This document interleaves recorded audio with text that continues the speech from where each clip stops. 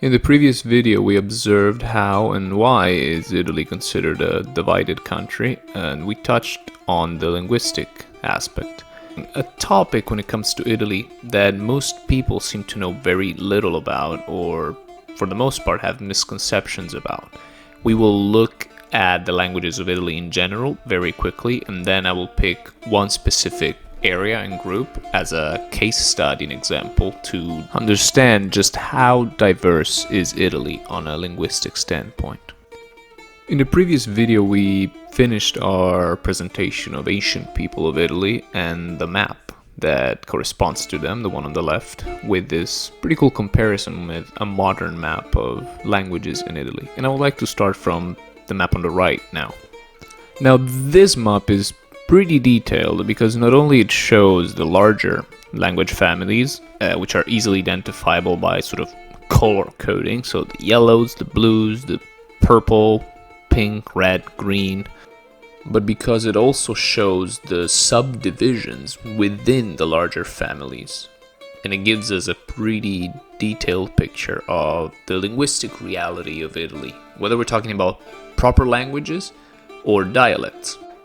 Now, a little note, you have to understand that in Italian and in the Italian language or in the Italian standard, when we're talking about dialects, we're actually also talking about languages. But for the Italian government, for the Italian institution, every language that is native to the country of Italy, it's called a dialect, regardless of the fact that for linguists, to put it in short, if it's mutually intelligible, it's a dialect. If it's not, it's a language. And the latter is actually the case for all those pieces of the puzzle that you see on the map. But in Italy, they're still, regardless, called dialect. Now let's start from the north, where we see this huge green blob that, if you remember, we touched in the previous video, and those are the Gallo-Italic languages, given the fact that these languages are heavily influenced and descendants of the mix between Latin and the Celtic language that was native to the area. In the far northeast, in light blue, we have the Rheto-Romance languages. These languages derive from the Rhaetians, when the ancient people used to live there, and are only spoken in the region of Friuli Venezia Giulia, which borders Austria and Slovenia. Now in red we have Tuscan, and Tuscan is one of the most important ones. This is something I always find myself explaining to people when talking about this topic. See, the standard Italian, the one that we all speak nowadays, and the one that you learn in school if you want to learn Italian or in a language school, it's not the language of everybody. It was merely the language spoken in Tuscany, specifically in Florence. But keep in mind that on a phonetic sense, Tuscan is quite distinct from what standard Italian is supposed to sound like, regardless of the fact that the language itself derives from Tuscan. Now here in pink-purple we have the Middle Italian languages, which are basically spoken across what used to be the totality of the Papal State. Now, a little note on this language family. Because Standard Italian is heavily based on, as I mentioned earlier, Tuscan and the language of Rome, so the language of the Papal State, the language of this area we're talking about, if your starting point linguistically is Standard Italian, it would be fair to consider both Tuscan and Middle Italian languages as dialects of Italian, if anything because they are mutually intelligible to any Italian speaker. A quick detour in the middle of the Mediterranean, and we have the island of Sardinia, where the Sardinian languages are spoken. The very interesting thing about Sardinian languages is that they are, to this day, the closest to ancient Latin, meaning that the coincidence between its vocabulary and grammar, it's the closest than any other language in the Romance language family to ancient Latin. And this didn't happen because there were many Romans in ancient time living in Sardinia or anything else, but merely because of the geographical isolation of the island, which meant that even after the fall of the Roman Empire, the influences from the outside world were minimal compared to the rest of the peninsula. Now we move to the south, which is dominated by two two language family. Now the first one is this one in blue. And we have to make a little note here, which is pretty important.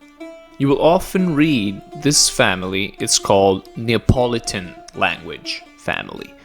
But it's important to understand that it's not called Neapolitan because the language comes from Naples or is related to Naples, but because it used to be spoken in most of what was known as the Kingdom of Naples. So it is a political connotation as opposed to a linguistic and cultural one. A more neutral name for this language family, and the one I like to use the most, is simply Southern Italian languages. And last but not least, the tip of the peninsula, this part in yellow. Now for this part, the same thing must be said that we already said about the blue ones. They're called colloquially Sicilian dialects, but just like for the Neapolitan languages, they're not called Sicilian because they come from Sicily or they're culturally, linguistically related to Sicily, but because they are the languages that sounds like the language that was spoken in the Kingdom of Sicily. So again, a political connotation and not a cultural and linguistic one. A better name, even for this one, is Extreme Southern Italian languages. And now to really understand, as I promised at the start of the video, a little in-depth, in detail example. Now this on the screen is the region of Puglia, or Apulia, my home region, the region I'm from. And this is a very interesting one. Now this region is one of the longest, if not the longest in all of Italy. We're talking about 300 plus kilometers, which means that it's one of the few regions where until one point, one language family spoken, and then from that point onward, a different one entirely spoken, as you can see pretty clearly in this map, when the blue-green ends and the yellow-orange starts. Now what I specifically love about this region's map is that there are at least 3 features that we can observe that are extremely interesting. One is a linguistic feature, the other is a cultural geographical one, and then an historical one.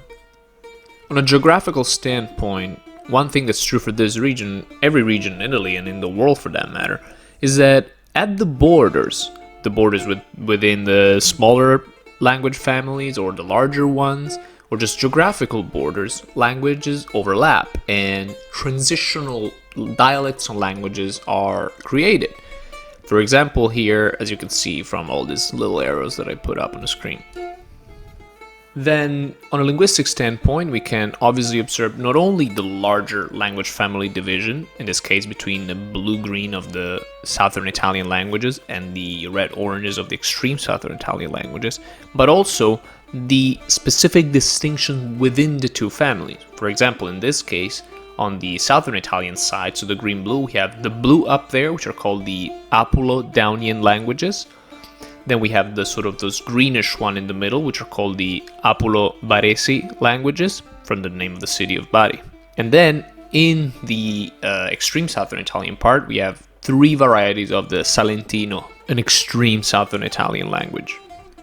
But most interestingly, on an historical standpoint, the region today, it's still basically divided the same way it was divided in pre-Roman times. We can observe the area that used to be inhabited specifically by the Daunians in the north, the area that used to be inhabited by the Peucetians in the center, the area that used to be predominantly inhabited by Messapians in the south, and even the 2 Greek cities of Taranto respectively and Gallipoli are distinct from their surroundings.